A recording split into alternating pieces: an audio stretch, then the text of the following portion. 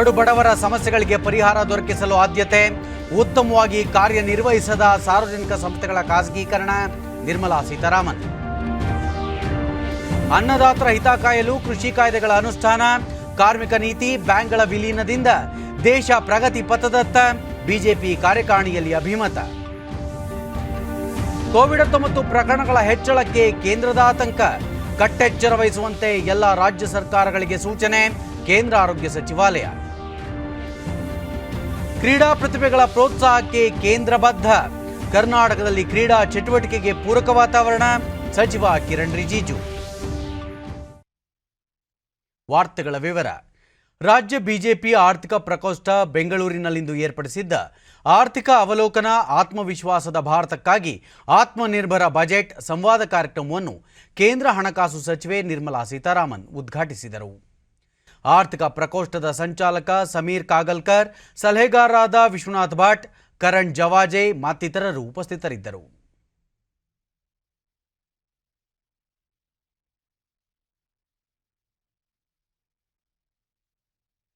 ನಂತರ ಸಚಿವರು ಬಡವರಿಗೆ ಅನುಕೂಲವಾಗುವ ರೀತಿಯಲ್ಲಿ ಯೋಜನೆಗಳನ್ನು ರೂಪಿಸಿ ಅನುಷ್ಠಾನಗೊಳಿಸುವ ಕೆಲಸವನ್ನು ಪ್ರಧಾನಿ ನರೇಂದ್ರ ಮೋದಿ ಮಾಡುವಲ್ಲಿ ನಿರತರಾಗಿದ್ದಾರೆ. ಉಜ್ವಲ, ಉಜಾಲ, ಸ್ವನಿಧಿ, ಮುದ್ರಾ, ಜನೌಷಧಿ, ಕಿಸಾನ್ ಸಮ್ಮಾನ್ ಮುಂತಾದ ಯೋಜನೆಗಳನ್ನು ಜಾರಿಗೊಳಿಸುವ ಮೂಲಕ ಸಮಸ್ಯೆಗಳನ್ನು ನಿವಾರಿಸಲು ಆದ್ಯತೆ ನೀಡಲಾಗಿದೆ ಎಂದು ಹೇಳಿದರು. ಉಜ್ವಲ ಯೋಜನೆಯಡಿ ಈಗಾಗಲೇ 8 ಕೋಟಿ ಬಡವರಿಗೆ ಉಚಿತ ಅಡುಗೆ ಅನಿಲ ಸಿಲಿಂಡರ್ ನೀಡಲಾಗಿದ್ದು, ಪ್ರಸಕ್ತ ಸಾಲಿನ ಬಜೆಟ್ನಲ್ಲಿ ಮತ್ತೆ 1 ಕೋಟಿ ಅರ್ಹ ಬಡವರಿಗೆ ಉಚಿತ ಸಿಲಿಂಡರ್ ಸಂಪರ್ಕ ನೀಡುವುದಾಗಿ ಘೋಷಿಸಲಾಗಿದೆ.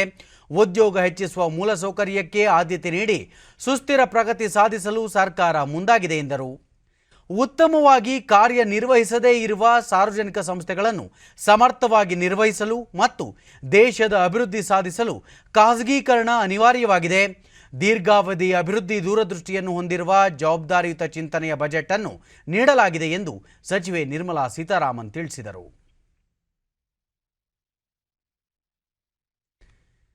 ಬೆಂಗಳೂರು ಕೈಗಾರಿಕೆ ಮತ್ತು ವಾಣಿಜ್ಯ ಒಕ್ಕೂಟ 2021-22ನೇ ಸಾಲಿನ ಕೇಂದ್ರ ಬಜೆಟ್ ಕುರಿತಂತೆ ಏರ್ಪಡಿಸಿದ್ದ ವಿಶೇಷ ಸಂವಾದ ಕಾರ್ಯಕ್ರಮವನ್ನು ಕೇಂದ್ರ ಹಣಕಾಸು ಮತ್ತು ಸಾಂಸ್ಥಿಕ ವ್ಯವಹಾರಗಳ ಖಾತೆ ಸಚಿವೆ ನಿರ್ಮಲಾ ಸೀತಾರಾಮನ್ ಇಂದು ಉದ್ಘಾಟಿಸಿದರು. ಖ್ಯಾತ ಉದ್ಯಮಿಗಳಾದ ಅಜೀಂ ಪ್ರೇಮ್ಜಿ, ಮೋಹನ್ ದಾಸ್ ಪೈ, ಹೃದಯ ತಜ್ಞ ಡಾಕ್ಟರ್ ದೇವಿ ಶೆಟ್ಟಿ, ಒಕ್ಕೂಟದ ಅಧ್ಯಕ್ಷ ಪರಶುರಾಮ್ ಟಿಆರ್ ಮತ್ತಿತರರು ಉಪಸ್ಥಿತರಿದ್ದರು. ನಂತರ ನಿರ್ಮಲಾ ಸೀತಾರಾಮನ್ 2021-22ನೇ ಸಾಲಿನ ಬಜೆಟ್ ದೇಶದ ಆರ್ಥಿಕತೆಯನ್ನು ಬದಲಾವಣೆ ಮಾಡುವ ನಿಟ್ಟಿನಲ್ಲಿ ಪ್ರಮುಖ ಪಾತ್ರ ವಹಿಸಲಿದೆ. ಖಾಸಗಿ ವಲಯದ ಬಲವರ್ಧನೆಗೂ ವಿಶೇಷ ಒತ್ತು ನೀಡಲಾಗಿದೆ. ಮುಂದಿನ 10 ವರ್ಷಗಳಿಗೆ ಈ ಬಾರಿಯ ಬಜೆಟ್ ಸೂಕ್ತ ಮಾರ್ಗದರ್ಶನ ನೀಡಲಿದೆ. ವಿತ್ತೀಯ ಕೊರತೆಯನ್ನು ಆರೋಗ್ಯಕರ ಮಟ್ಟದಲ್ಲಿ ಕಾಯ್ದುಕೊಳ್ಳುವ ಗುರಿ ಹೊಂದಲಾಗಿದೆ ಎಂದರು. ಕೋವಿಡ್-19 ನಿಯಂತ್ರಣಕ್ಕೆ ಲಸಿಕೆ ಅಭಿವೃದ್ಧಿಯನ್ನು ದಾಖಲೆ ಸಮಯದಲ್ಲಿ ಮಾಡಲಾಗಿದ್ದು, 100 ದೇಶಗಳಿಗೆ ಲಸಿಕೆ ಪೂರೈಸುವ ಸಾಮರ್ಥ್ಯವನ್ನು ಭಾರತ ಹೊಂದಿದೆ. ಲಸಿಕೆ ಅಭಿವೃದ್ಧಿಯಲ್ಲಿ ಖಾಸಗಿ ವಲಯ ಮಹತ್ವದ ಪಾತ್ರ ವಹಿಸಿರುವುದು ಎಲ್ಲರಿಗೂ ತಿಳಿದಿರುವ ವಿಚಾರವಾಗಿದೆ. ಸರ್ಕಾರ ಮತ್ತು ಖಾಸಗಿ ವಲಯ ಜಂಟಿಯಾಗಿ ಕೆಲಸ ಮಾಡಿದರೆ ದೇಶದ ಆರ್ಥಿಕತೆಯನ್ನು ಮತ್ತಷ್ಟು ಎತ್ತರಕ್ಕೆ ಕೊಂಡೊಯ್ಯಲು ಸಾಧ್ಯ. ದೇಶದ ಆರ್ಥಿಕತೆಗೆ ಖಾಸಗಿ ವಲಯ ಒಂದು ರೀತಿಯಲ್ಲಿ ಇಂಜಿನ್ ಇದ್ದಂತೆ ಎಂದು ಅವರು ಪ್ರಶಂಸಿಸಿದರು. ಈ ಬಾರಿಯ ಬಜೆಟ್ನಲ್ಲಿ ದೇಶದ ಆರ್ಥಿಕತೆಗೆ ಖಾಸಗಿ ವಲಯವನ್ನು ಪ್ರಮುಖ ಚಾಲಕ ಶಕ್ತಿ ಎಂಬಂತೆ ಬಿಂಬಿಸಲಾಗಿದೆ. ಜಿಡಿಪಿ ಪ್ರಗತಿ ಸೇರಿದಂತೆ ದೇಶದ ಆರ್ಥಿಕತೆಯನ್ನು ಅತ್ಯಂತ ಸೂಕ್ಷ್ಮವಾಗಿ ನಿರ್ವಹಣೆ ಮಾಡುವ ಅಗತ್ಯತೆ ಹಿಂದೆಂದಿಗಿಂತಲೂ ಹೆಚ್ಚಾಗಿದೆ ಎಂದರು.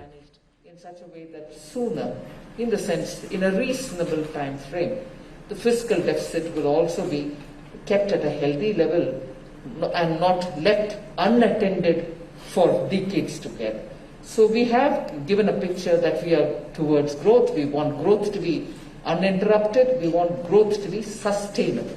But yet we'll also be giving a glide path, which we've already given this year in the budget, to gradually bring it down to a reasonable level. Azim Premji, ಕೋವಿಡ್-19 ಸಾಂಕ್ರಾಮಿಕದಿಂದ ನಿರುದ್ಯೋಗ ಸಮಸ್ಯೆ ಹೆಚ್ಚಾಗಿದೆ. ಅದನ್ನು ನಿವಾರಿಸಿ ಜನಸಾಮಾನ್ಯರಿಗೆ ಜೀವನೋಪಾಯಕ್ಕೆ ದಾರಿ ಮಾಡಿಕೊಡಬೇಕಾದದ್ದು ಸರ್ಕಾರ ಮತ್ತು ನಾಗರಿಕ ಸಮಾಜದ ಜಂಟಿ ಜವಾಬ್ದಾರಿಯಾಗಿದೆ. ಅತ್ಯಂತ ಕಡಿಮೆ ಅವಧಿಯಲ್ಲಿ ಲಸಿಕೆ ಅಭಿವೃದ್ಧಿಪಡಿಸಿರುವುದು ಬಹುದೊಡ್ಡ ಬೆಳವಣಿಗೆಯಾಗಿದ್ದು, ಅಗ್ಗದ ದರದಲ್ಲಿ ಜನಸಾಮಾನ್ಯರಿಗೆ ಲಸಿಕೆ ಪೂರೈಸುವ ನಿಟ್ಟಿನಲ್ಲಿ ಸರ್ಕಾರ ಸೂಕ್ತ ಕ್ರಮ ಕೈಗೊಳ್ಳಬೇಕೆಂದು ಸಲಹೆ ನೀಡಿದರು. Code written by Indian IT industry kept the world going. I close quote.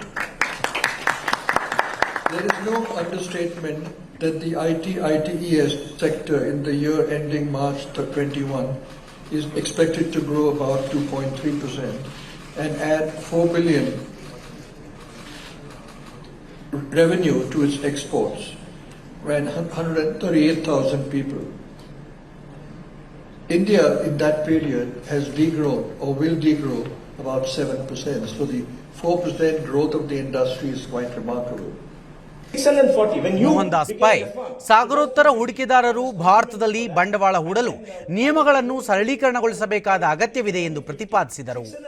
ಕೃಷಿ ವಲಯದ ನವೋದ್ಯಮಗಳಿಗೆ ನಬಾರ್ಡ್ ಮೂಲಕ ಆರ್ಥಿಕ ನೆರವು ನೀಡಲು ಕೇಂದ್ರ ಸರ್ಕಾರ ಸೂಕ್ತ ಕಾರ್ಯಕ್ರಮ ರೂಪಿಸಬೇಕೆಂದು ನಿರ್ಮಲಾ ಸೀತಾರಾಮನ್ ಅವರಿಗೆ ಮನವಿ ಮಾಡಿದರು. fees could be 15-20% in 10 years. We need something from you for that particular purpose.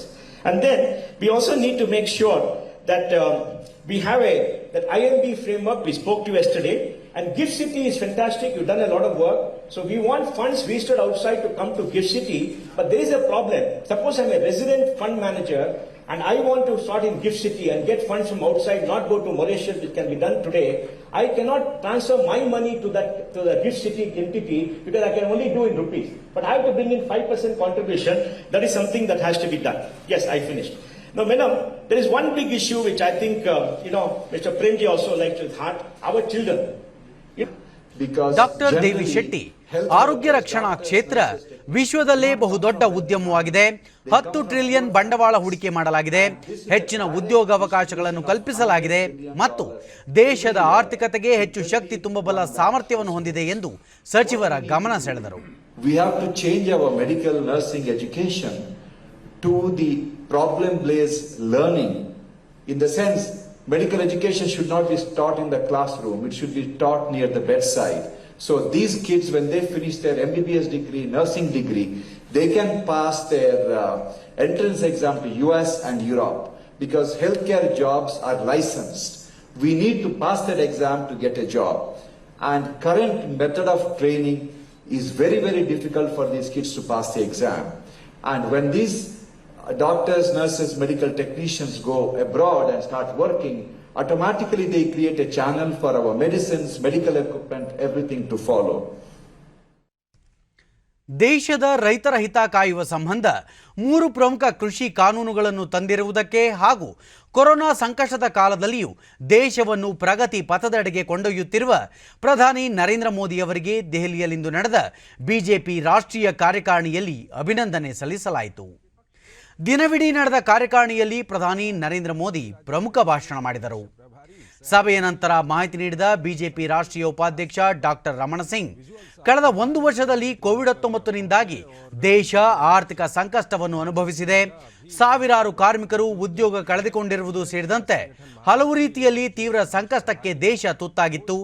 ಆದರೆ ನರೇಂದ್ರ ಮೋದಿ ಅವರು ಸ್ಪಷ್ಟ ಮತ್ತು ದಿಟ್ಟ ಕಾರ್ಯಕ್ರಮಗಳನ್ನು ಘೋಷಿಸುವ ಮೂಲಕ ಜನತೆಯ ಸಂಕಷ್ಟವನ್ನು ನಿವಾರಿಸುವಲ್ಲಿ ಯಶಸ್ವಿಯಾಗಿದ್ದಾರೆ ಎಂದು ಸಭೆಯಲ್ಲಿ ಶ್ಲಾಘಿಸಲಾಯಿತು ಎಂದರು. ಶೋಷಣೆಗೆ ಒಳಗಾಗುತ್ತಿದ್ದ ರೈತರ ಹಿತವನ್ನು ಕಾಯುವ ನಿಟ್ಟಿನಲ್ಲಿ 3 ಕೃಷಿ ಕಾನೂನುಗಳು, ಕಾರ್ಮಿಕ ನೀತಿ, ಹೊಸ ಶಿಕ್ಷಣ ನೀತಿ ಜಾರಿಗೆ ತಂದಿರುವುದು ಮತ್ತು ಬ್ಯಾಂಕುಗಳನ್ನು ವಿಲೀನ ಯೋಜನೆಗಳ ಮೂಲಕ ದೇಶವನ್ನು ಪ್ರಗತಿ ಪಥದೆಡೆಗೆ ಕೊಂಡೊಯ್ಯುವಲ್ಲಿ ನರೇಂದ್ರ ಮೋದಿ ಯಶಸ್ವಿಯಾಗಿದ್ದಾರೆ ಎಂದರು. ಮುಂಬರುವ ದಿನಗಳಲ್ಲಿ ಪಶ್ಚಿಮ ಬಂಗಾಳ, ತಮಿಳುನಾಡು, ಅಸ್ಸಾಂ, ಪುದುಚೇರಿ ಮತ್ತು ಕೇರಳ ರಾಜ್ಯಗಳ ವಿಧಾನಸಭೆಗಳಿಗೆ ಚುನಾವಣೆ ನಡೆಯಲಿದೆ. ಈ ಚುನಾವಣೆಗಳಲ್ಲಿ ಗೆಲುವು ಸಾಧಿಸುವ ಬಗ್ಗೆ ವಿಸ್ತೃತ ಚರ್ಚೆ ನಡೆಸಲಾಯಿತು. ಪಶ್ಚಿಮ ಬಂಗಾಳದಲ್ಲಿ ಹಾಲಿ ಇರುವ ಸರ್ಕಾರ ಪ್ರಜಾತಂತ್ರ ವಿರೋಧಿ ನಿಲುವುಗಳನ್ನು ತೆಗೆದುಕೊಳ್ಳುತ್ತಿರುವುದರಿಂದ ಅಲ್ಲಿನ ಜನರು ಬೇಸತ್ತಿದ್ದಾರೆ. ಈ ಹಿನ್ನೆಲೆಯಲ್ಲಿ ಈ ಬಾರಿಯ ಚುನಾವಣೆಯಲ್ಲಿ ಜನಬೆಂಬಲ ಮತ್ತು ವಿಶ್ವಾಸ ಪಡೆದು ಜನಸ್ನೇಹಿ ಬಿಜೆಪಿ ಸರ್ಕಾರವನ್ನು ಅಸ್ತಿತ್ವಕ್ಕೆ ತರುವ ಬಗ್ಗೆ ಸುದೀರ್ಘವಾಗಿ ಚರ್ಚೆ ನಡೆಸಲಾಯಿತು ಎಂದರು. ಅದೇ ರೀತಿ ಅಸ್ಸಾಂನಲ್ಲಿ ಮತ್ತೆ ಬಿಜೆಪಿ ನೇತೃತ್ವದ ಸರ್ಕಾರವನ್ನು ತರುವುದು ಮತ್ತು ಪುದುಚೇರಿಯಲ್ಲಿ ಮೊದಲ ಬಾರಿಗೆ ಬಿಜೆಪಿ ಸರ್ಕಾರವನ್ನು ರಚಿಸುವ ಬಗ್ಗೆ ಚರ್ಚೆ ನಡೆಸಿದ ಸಭೆಯಲ್ಲಿ ಕೇರಳ ಮತ್ತು ತಮಿಳುನಾಡಿನಲ್ಲಿ ಪಕ್ಷವನ್ನು ಬಲಗೊಳಿಸಿ ಸಮರ್ಥವಾಗಿ ಚುನಾವಣೆಯನ್ನು ಎದುರಿಸಿ ಜಯಗಳಿಸುವ ಬಗ್ಗೆಯೂ ಚರ್ಚಿಸಲಾಯಿತು ಎಂದು ಹೇಳಿದರು. ಮಾಧ್ಯಮಗೋಷ್ಠಿಯಲ್ಲಿ ಬಿಜೆಪಿ ರಾಷ್ಟ್ರೀಯ ಪ್ರಧಾನ ಕಾರ್ಯದರ್ಶಿ ಸಿಟಿ ರವಿ ಸೇರಿದಂತೆ ಹಲವು ಪ್ರಮುಖರು ಉಪಸ್ಥಿತರಿದ್ದರು.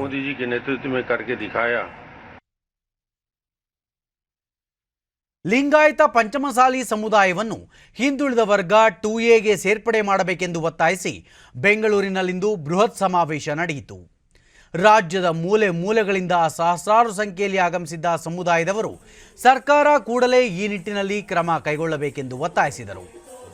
ಮಠಾಧೀಶರಾದ ಜಯಮೃತ್ಯುಂಜಯ ಸ್ವಾಮೀಜಿ ಹಾಗೂ ವಚನಾನಂದ ಸ್ವಾಮೀಜಿ ಅವರ ನೇತೃತ್ವದಲ್ಲಿ ನಡೆದ ಸಮಾವೇಶದಲ್ಲಿ ಸಚಿವರಾದ ಮುರುಗೇಶ್ ನಿರಾಣಿ, ಸಿಸಿ ಪಾಟೀಲ್, ಬಸನಗೌಡ ಪಾಟೀಲ್ ಯತ್ನಾಳ್ ಮತ್ತಿತರರು ಉಪಸ್ಥಿತರಿದ್ದರು.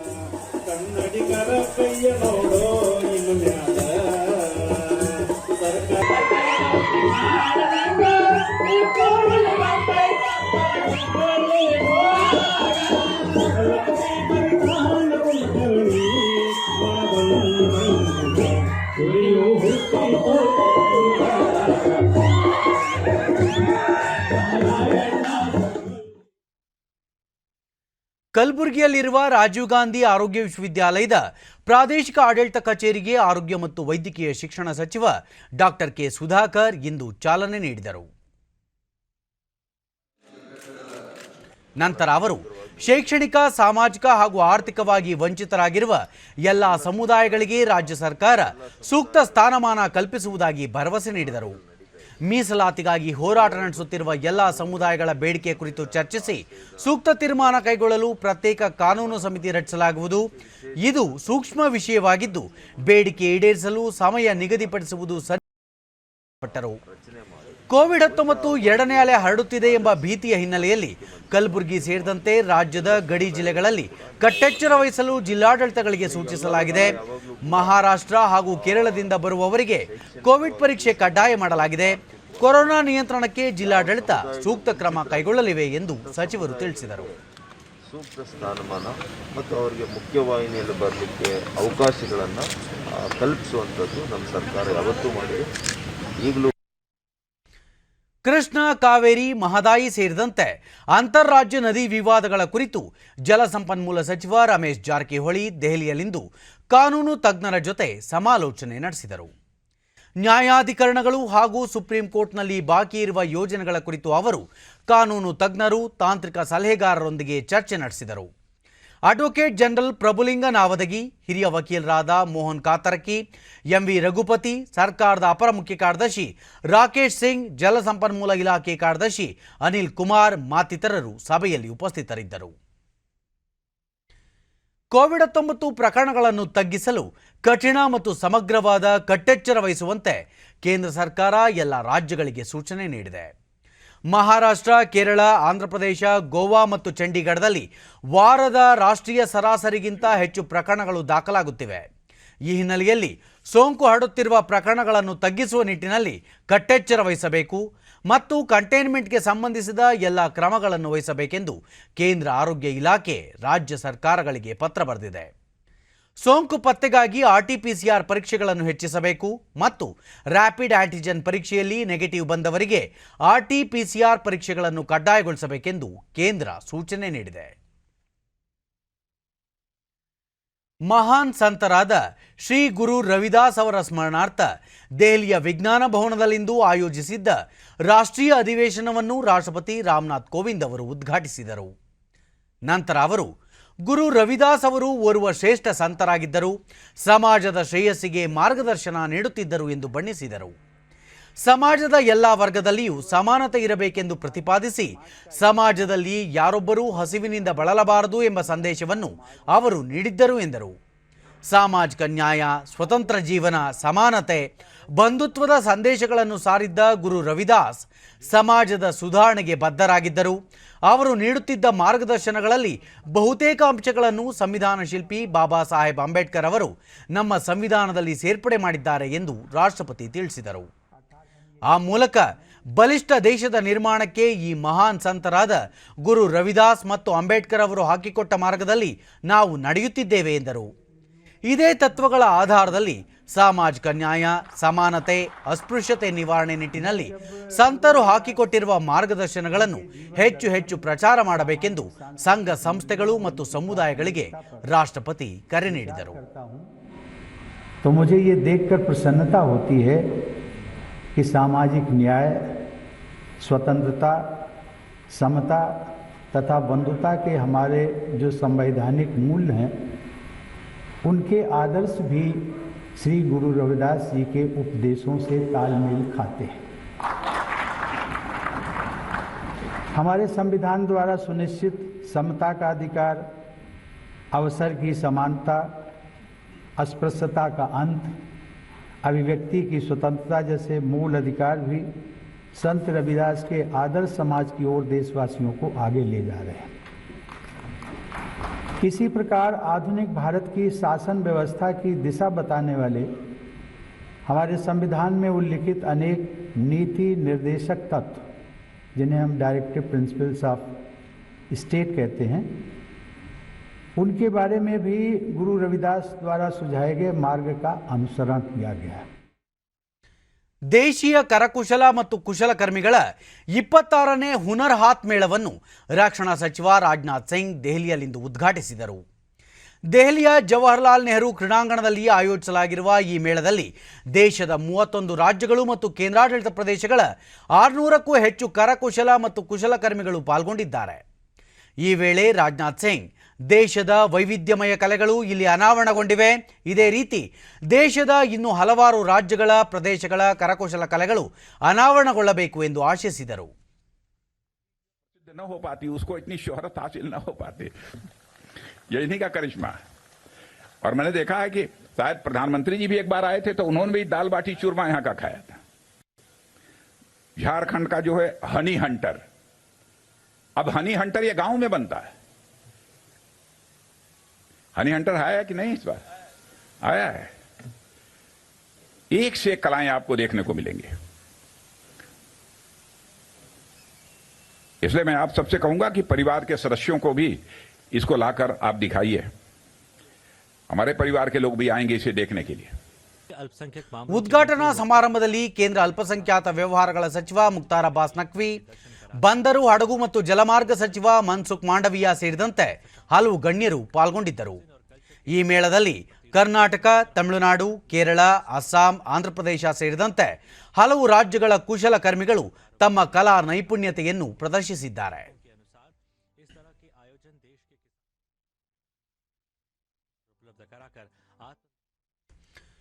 ಬೆಂಗಳೂರಿನ ಎಂಡೆಸ್ engineering solutions private limited company ತಯಾರಿಸಿರುವ ಅತ್ಯಾಧುನಿಕ ಎಲೆಕ್ಟ್ರಾನಿಕ್ ಗೊಂಬೆಗಳು ಪ್ರಧಾನಿ ನರೇಂದ್ರ ಮೋದಿ ಅವರಿಂದ ವರ್ಚುವಲ್ ಮೂಲಕ ಉದ್ಘಾಟನೆಗೊಳ್ಳಲಿರುವ ಗೊಂಬೆಗಳ ಜಾತ್ರೆ 2021ಕ್ಕೆ ಆಯ್ಕೆಯಾಗಿವೆ. ಫೆಬ್ರವರಿ 27ರಿಂದ ಮಾರ್ಚ್ 2ರವರೆಗೆ ಈ ಗೊಂಬೆಗಳ ಜಾತ್ರೆ ನಡೆಯಲಿದ್ದು ದೇಶದ ಪ್ರಮುಖ ಗೊಂಬೆ ತಯಾರಕರು ತಮ್ಮ ಗೊಂಬೆಗಳನ್ನು ಪ್ರದರ್ಶಿಸಲಿದ್ದಾರೆ.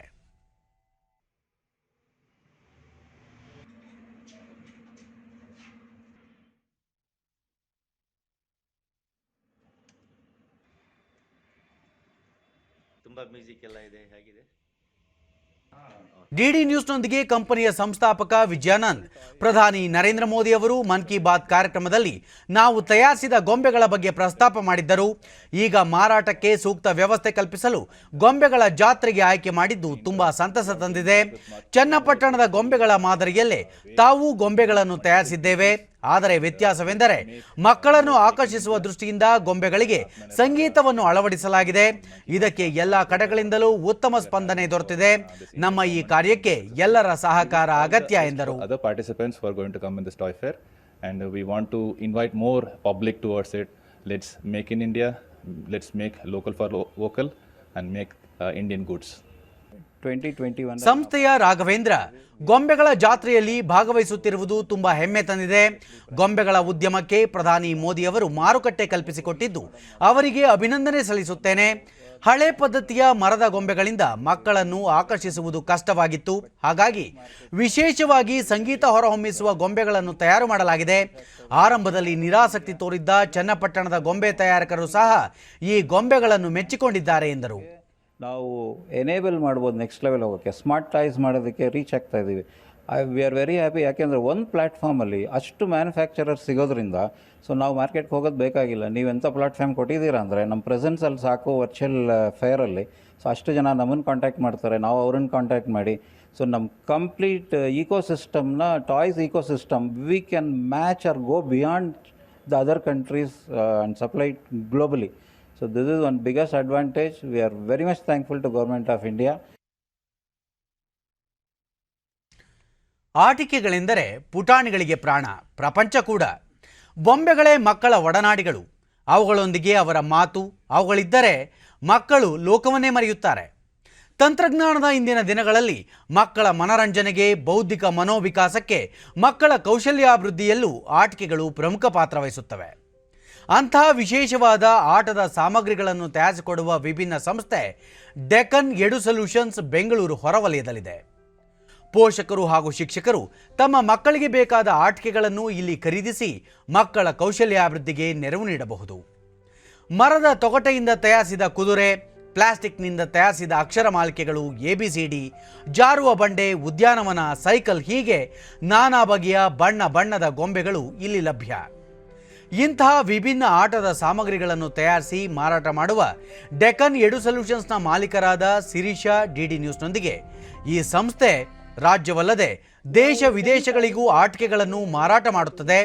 ಮಾಂಟಿಸರಿ ಸಾಮಗ್ರಿಗಳು ಬೇಕಿರುವ ಶಾಲೆಗಳು ದೇಶ ವಿದೇಶಗಳಿಂದ ಇಲ್ಲಿಗೆ ಬಂದು ಖರೀದಿ ಮಾಡುತ್ತವೆ ಎಂದರು. ನಿಮಗೆ puzzles, teaching aids, Montessori materials, play school materials ಎಲ್ಲ ನಮ್ಮ ಹತ್ರ ಇರುತ್ತೆ. ಯಾರನ್ನ ಸ್ಕೂಲ್ ಶುರು ಮಾಡಬೇಕು ಅಂದರೆ ಅವ್ರಿಗೆ ಬೇಕಾಗಂಥ ಎಲ್ಲ ಐಟಮು ನಮ್ಮ ಕಡೆ ಸಿಗುತ್ತೆ.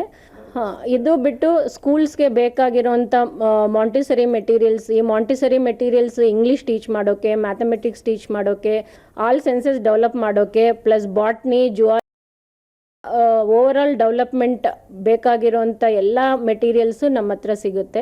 ಈ ಮೆಟೀರಿಯಲ್ಸ್ ನಮ್ಮ ಇಂಡಿಯಾನಲ್ಲೇ ಒಂದೇ ಇಲ್ಲ, ಎಲ್ಲ ಕಂಟ್ರೀಸ್ ಅವರು ಯೂಸ್ ಮಾಡ್ತಾರೆ. ಈ ಮೆಥಡ್ಗೂ ತುಂಬ ಡಿಮ್ಯಾಂಡ್ ಇದೆ all over the world. So ಸಂಸ್ಥೆಯ ಸಿಬ್ಬಂದಿ ರಂಜಿತಾ ಮನೆ, ಮಾಂಟಿಸರಿ, ಅಂಗನವಾಡಿ ಶಾಲೆಗಳಿಗೆ ಬೇಡಿಕೆಗೆ ತಕ್ಕಂತೆ ಎಲ್ಲ ರೀತಿಯ ಆಟದ ಸಾಮಗ್ರಿಗಳನ್ನು ಇಲ್ಲಿ ತಯಾರಿಸಿಕೊಡಲಾಗುತ್ತದೆ ಎಂದು ಹೇಳಿದರು. ಮಾಂಟಿಸರಿ ಮೆಟೀರಿಯಲ್ ಸಪ್ಲೈ ಮಾಡಿದ್ದೀವಿ. Good evening all, we are from Kitken Edu solutions and we are the manufacturers of food on Montessori materials and I am Ranjita, I am handling the marketing team. ವಿಜಯನಗರದ ಪಾರಂಪರಿಕ ಕಲೆ ಎಂದೇ ಗುರುತಿಸಿಕೊಂಡಿರುವ ಕೊಪ್ಪಳ ಜಿಲ್ಲೆಯ ಕಿನ್ನಾಳ ಗ್ರಾಮದ ಕುಸುರಿ ಕಲೆಗೆ ವಿಶೇಷವಾದ ಮಾನ್ಯತೆ ದೊರೆತ ಬೆನ್ನಲ್ಲೇ ಪ್ರಥಮ ಬಾರಿಗೆ ಕಿನ್ನಾಳ ಕಲೆಯ 15 ಮಂದಿ ಚಿತ್ರಗಾರರ ಕುಟುಂಬದವರು ದೆಹಲಿಯ ಪ್ರಗತಿ ಮೈದಾನದಲ್ಲಿ ನಡೆಯಲಿರುವ ಗೊಂಬೆ ಪ್ರದರ್ಶನ ಮತ್ತು ಮಾರಾಟ ಮೇಳಕ್ಕೆ ಆಯ್ಕೆಯಾಗಿದ್ದಾರೆ. ಜಾಗತಿಕ ಮಾನ್ಯತೆ ಹೊಂದಿರುವ ಕಿನ್ನಾಳ ಕಲೆಯನ್ನೇ ಬದುಕಾಗಿಸಿಕೊಂಡಿರುವ ಚಿತ್ರಗಾರರ ಕುಟುಂಬದ ಮರದ ಗೊಂಬೆಗಳು ಮತ್ತು ಆಟಿಕೆಗಳು ಮತ್ತು ಅಪರೂಪದ ಕುಸುರಿ ಕಲೆಯ ವಸ್ತುಗಳ ಮಾರಾಟಕ್ಕೆ ಕೇಂದ್ರ ಸರ್ಕಾರ ಉತ್ತಮ ವೇದಿಕೆ ಕಲ್ಪಿಸಿಕೊಟ್ಟಿದೆ.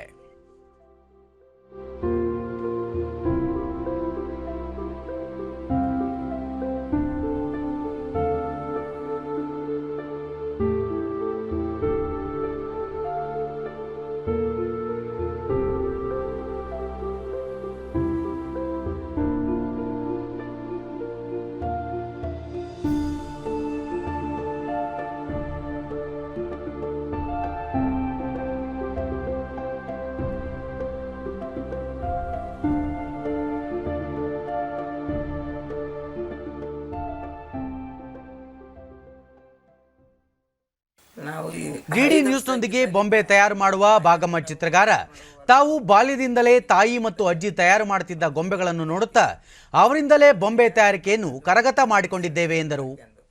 ದೇವರ ಮೂರ್ತಿಗಳು, ಹಣ್ಣು, ತರಕಾರಿ ಸೇರಿದಂತೆ ವಿವಿಧ ರೀತಿಯ ಮರದ ಗೊಂಬೆಗಳನ್ನು ತಯಾರು ಮಾಡುತ್ತೇವೆ. ನಾವು ತಯಾರಿಸಿದ ಗೊಂಬೆಗಳನ್ನು ಬೆಂಗಳೂರು ಹಾಗೂ ಮೈಸೂರಿಗೆ ಮಾರಾಟ ಮಾಡುತ್ತೇವೆ. ಸದ್ಯಕ್ಕೆ ನಮ್ಮ ಗೊಂಬೆಗಳಿಗೆ ಉತ್ತಮ ಬೇಡಿಕೆ ಇದೆ, ಮಾರಾಟಕ್ಕೂ ಅನುಕೂಲವಿದೆ, ಯಾವುದೇ ತೊಂದರೆ ಇಲ್ಲ ಎಂದರು. ಡ್ರ್ಯಾಂಗ್ ಕೊಟ್ಟಿದ್ದು ಅವ್ರು ಡ್ರ್ಯಾಂಗ್ ಯಾವಾಗ ಕೊಡ್ತಾರೆ ಅದು ಮಾಡ್ಬಿಟ್ಟು ಬಸವಣ್ಣ ಮಾಡ್ತೀವಿ ನಾವು. ಬಸವಣ್ಣ ನಿಂತು ಬಸವಣ್ಣ, ಕುಂತಿದ್ದು ಬಸವಣ್ಣ, ಕುಂತ ಸಣ್ಣ ಚಿಕ್ಕ ಆಂಜೇನಿ, ಅಂಬಿಗಲ್ ಕೃಷ್ಣ, ಈ ಎಲ್ಲ ಗೊಂಬೆ ಮಾಡ್ತೀವ್ರಿ ನಾವು. ಅಷ್ಟು ಅವ್ರು ಯಾವ್ದ ಗೊಂಬೆ ಹಿಡಿದ್ರೆ ಅವ್ರು ಮಾಡ್ತಾವಲ್ಲ, ಅವ್ರು ಚೆನ್ನಾಗಿ ಕಾಣ್ತಾವಲ್ಲ, ಇಲ್ಲೇರು ತಗೊಂಡೋಗ್ರಿ. ಚಿತ್ರಗಾರ ರೇಣುಕಪ್ಪ ಪ್ರಸ್ತುತ ನಮ್ಮ ಗೊಂಬೆಗಳಿಗೆ ಉತ್ತಮ ಬೇಡಿಕೆ ಇದೆ, ಆದರೆ ಬೇಡಿಕೆಗೆ ಅನುಗುಣವಾಗಿ ಪೂರೈಸಲು ಕೆಲಸಗಾರರ ಕೊರತೆ ಇದೆ ಎಂದು ತಿಳಿಸಿದರು. ಒಂದೊಂದು ದಿನ 2 ದಿನ ಒಣಗಿಸಿಟ್ಬಿಟ್ಟು ಆಮೇಲೆ ಏನು ಸ್ವಲ್ಪ ಆಮೇಲೆ ಫಿನಿಶಿಂಗ್ ಮಾಡ್ಕೊಳ್ತೀವಿ ನೈಸಾಗಿ. ಮೊದಲು ರಫ್ ಆಗಿ ಹಚ್ಕೊಂಡಿರ್ತೀವಿ, ಆಮೇಲೆ ನೈಸ್ ಮಾಡ್ಕೊಳ್ತೀವಿ. ಜಾಸ್ತಿ ಬೇಡಿಕೆ ಇದಾವೆ, ಜಾಸ್ತಿ ಎಲ್ಲದೂ ಕೇಳ್ತಾರೆ.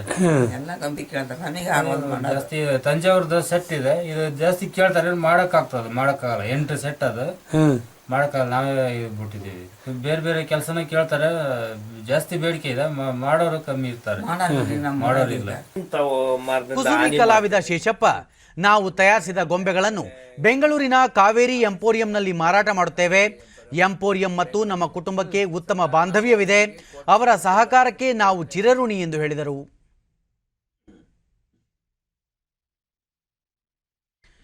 ಶಿವಮೊಗ್ಗ ಸ್ಮಾರ್ಟ್ ಸಿಟಿ ಲಿಮಿಟೆಡ್ ಹಾಗೂ ಯುವಜನ ಸಬಲೀಕರಣ ಮತ್ತು ಕ್ರೀಡಾ ಇಲಾಖೆ ಸಹಯೋಗದಲ್ಲಿ ಸಹ್ಯಾದ್ರಿ ಕಾಲೇಜಿನಲ್ಲಿ ನಡೆದ ಕಾರ್ಯಕ್ರಮದಲ್ಲಿ ಕೇಂದ್ರ ಕ್ರೀಡಾ ಸಚಿವ ಕಿರಣ್ ರಿಜಿಜು ಇಂದು ಒಳಾಂಗಣ ಕ್ರೀಡಾಂಗಣಕ್ಕೆ ಚಾಲನೆ ನೀಡಿದರು. ಜಿಲ್ಲಾ ಉಸ್ತುವಾರಿ ಸಚಿವ ಕೆಎಸ್ ಈಶ್ವರಪ್ಪ, ಸಂಸದ ಬಿವೈ ರಾಘವೇಂದ್ರ, ಸಚಿವ ನಾರಾಯಣಗೌಡ, ಅಪರ ಕಾರ್ಯದರ್ಶಿ ಶಾಲಿನಿ ರಜನೀಶ್, ಜಿಲ್ಲಾಧಿಕಾರಿ ಕೆಬಿ ಶಿವಕುಮಾರ್ ಮತ್ತಿತರ ಗಣ್ಯರು ಉಪಸ್ಥಿತರಿದ್ದರು. ನಂತರ ಕಿರಣ್ ರಿಜಿಜು, ಕರ್ನಾಟಕದಲ್ಲಿ ಕ್ರೀಡಾ ಚಟುವಟಿಕೆಗಳಿಗೆ ಪೂರಕವಾದ ವಾತಾವರಣವಿದೆ. ಕ್ರೀಡಾ ಚಟುವಟಿಕೆ ಉತ್ತೇಜನಕ್ಕೆ ರಾಜ್ಯದ ಎಲ್ಲ ಬೇಡಿಕೆಗಳನ್ನು ಪೂರೈಸುವ ಮೂಲಕ ಪ್ರೋತ್ಸಾಹ ನೀಡಲಾಗುತ್ತಿದೆ ಎಂದರು. ಕರ್ನಾಟಕ ಸೇರಿದಂತೆ ದೇಶ ವಿಶ್ವದಲ್ಲೇ ಹೆಚ್ಚು ಸಂಖ್ಯೆಯ ಯುವ ಕ್ರೀಡಾಪಟುಗಳನ್ನು ಹೊಂದಿದೆ. ಅಂತಹ ಪ್ರತಿಭೆಗಳನ್ನು ಪ್ರೋತ್ಸಾಹಿಸಲು ಕೇಂದ್ರ ಸರ್ಕಾರ ಅಗತ್ಯ ಯೋಜನೆಗಳನ್ನು ರೂಪಿಸುತ್ತಿದೆ. ಅದೇ ರೀತಿ ಖೇಲೋ ಇಂಡಿಯಾ ಯೋಜನೆಯಡಿ ಕರ್ನಾಟಕಕ್ಕೆ ಹೆಚ್ಚಿನ ಸೌಲಭ್ಯ ಕಲ್ಪಿಸಲಾಗುವುದು. ಯುವ ಜನತೆ ಅದರ ಸದುಪಯೋಗ ಪಡೆಯಬೇಕು ಎಂದು ಹೇಳಿದರು. ಮುಂಬರುವ ಒಲಿಂಪಿಕ್ಸ್ನಲ್ಲಿ ದೇಶ 10ನೇ ಸ್ಥಾನದೊಳಗಿರಬೇಕು. ಅದಕ್ಕೆ ವಿವಿಧ ಹಂತಗಳಲ್ಲಿ ಸಿದ್ಧತೆ ಆರಂಭಿಸಲಾಗಿದೆ ಎಂದ ಅವರು, ಯೋಗ, ಧ್ಯಾನ ಕೂಡ ಒಂದು ಕ್ರೀಡೆ ಇದ್ದಂತೆ ಪ್ರತಿಯೊಬ್ಬರೂ ಜೀವನದಲ್ಲಿ ಅಳವಡಿಸಿಕೊಂಡು ಆರೋಗ್ಯ ಕಾಪಾಡಿಕೊಳ್ಳಬೇಕು.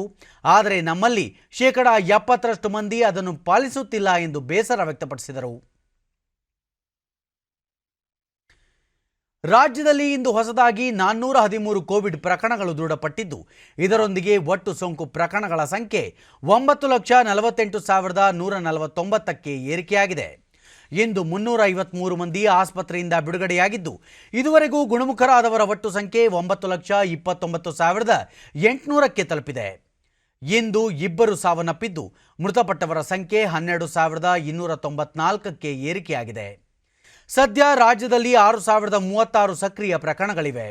127 ಮಂದಿ ರಾಜ್ಯದ ವಿವಿಧ ಆಸ್ಪತ್ರೆಗಳಲ್ಲಿ ತೀವ್ರ ನಿಗಾ ಘಟಕದಲ್ಲಿ ಚಿಕಿತ್ಸೆ ಪಡೆಯುತ್ತಿದ್ದಾರೆ. ಇಂದು 55,234 ಮಾದರಿಗಳ ಪರೀಕ್ಷೆ ನಡೆಸಿದ್ದು, ಇದುವರೆಗೂ 1,83,34,627 ಮಂದಿಗೆ ಕೊರೋನಾ ಪರೀಕ್ಷೆ ನಡೆಸಲಾಗಿದೆ ಎಂದು ಆರೋಗ್ಯ ಮತ್ತು ಕುಟುಂಬ ಕಲ್ಯಾಣ ಇಲಾಖೆ ತಿಳಿಸಿದೆ. ಬೆಂಗಳೂರಿನಲ್ಲಿ ಇಂದು 248 ಮಂದಿಗೆ ಸೋಂಕು ತಗುಲಿದ್ದು, ಒಟ್ಟು ಸೋಂಕು ಪ್ರಕರಣಗಳ ಸಂಖ್ಯೆ 4,03,762ಕ್ಕೆ ಏರಿಕೆಯಾಗಿದೆ. ಇಂದು 206 ಮಂದಿ ಆಸ್ಪತ್ರೆಯಿಂದ ಬಿಡುಗಡೆಯಾಗಿದ್ದು, ಇದುವರೆಗೂ ಗುಣಮುಖರಾದವರ ಸಂಖ್ಯೆ 3,94,995ಕ್ಕೆ ಏರಿಕೆಯಾಗಿದೆ. ಸದ್ಯ 4,315 ಸಕ್ರಿಯ ಪ್ರಕರಣಗಳಿವೆ. ಬೆಂಗಳೂರಿನಲ್ಲಿ 2 ಸಾವನ್ನಪ್ಪಿದ್ದು, ಇದುವರೆಗೂ ಒಟ್ಟು 4,451 ಮಂದಿ ಸಾವನ್ನಪ್ಪಿದ್ದಾರೆ. ಚಾಮರಾಜನಗರ, ಹಾವೇರಿ, ಕೋಲಾರ, ಕೊಪ್ಪಳ, ಯಾದಗಿರಿ ಜಿಲ್ಲೆಗಳಲ್ಲಿ ಇಂದು ಯಾವುದೇ ಸೋಂಕು ಪ್ರಕರಣಗಳು ದಾಖಲಾಗಿಲ್ಲ. ಉಳಿದ ಜಿಲ್ಲೆಗಳ ವಿವರ ಹೀಗಿದೆ.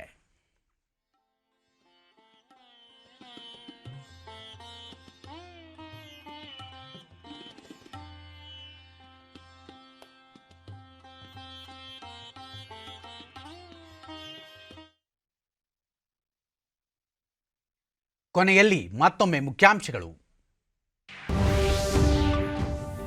ಕಡು ಬಡವರ ಸಮಸ್ಯೆಗಳಿಗೆ ಪರಿಹಾರ ದೊರಕಿಸಲು ಆದ್ಯತೆ, ಉತ್ತಮವಾಗಿ ಕಾರ್ಯನಿರ್ವಹಿಸದ ಸಾರ್ವಜನಿಕ ಸಂಸ್ಥೆಗಳ ಖಾಸಗೀಕರಣ, ನಿರ್ಮಲಾ ಸೀತಾರಾಮನ್. ಅನ್ನದಾತರ ಹಿತ ಕಾಯಲು ಕೃಷಿ ಕಾಯ್ದೆಗಳ ಅನುಷ್ಠಾನ, ಕಾರ್ಮಿಕ ನೀತಿ, ಬ್ಯಾಂಕ್ಗಳ ವಿಲೀನದಿಂದ ದೇಶ ಪ್ರಗತಿ ಪಥದತ್ತ, ಬಿಜೆಪಿ ಕಾರ್ಯಕಾರಿಣಿಯಲ್ಲಿ ಅಭಿಮತ. ಕೋವಿಡ್-19 ಪ್ರಕರಣಗಳ ಹೆಚ್ಚಳಕ್ಕೆ ಕೇಂದ್ರದ ಆತಂಕ, ಕಟ್ಟೆಚ್ಚರ ವಹಿಸುವಂತೆ ಎಲ್ಲ ರಾಜ್ಯ ಸರ್ಕಾರಗಳಿಗೆ ಸೂಚನೆ, ಕೇಂದ್ರ ಆರೋಗ್ಯ ಸಚಿವಾಲಯ. ಕ್ರೀಡಾ ಪ್ರತಿಭೆಗಳ ಪ್ರೋತ್ಸಾಹಕ್ಕೆ ಕೇಂದ್ರ ಬದ್ಧ, ಕರ್ನಾಟಕದಲ್ಲಿ ಕ್ರೀಡಾ ಚಟುವಟಿಕೆಗೆ ಪೂರಕ ವಾತಾವರಣ, ಸಚಿವ ಕಿರಣ್ ರಿಜಿಜು.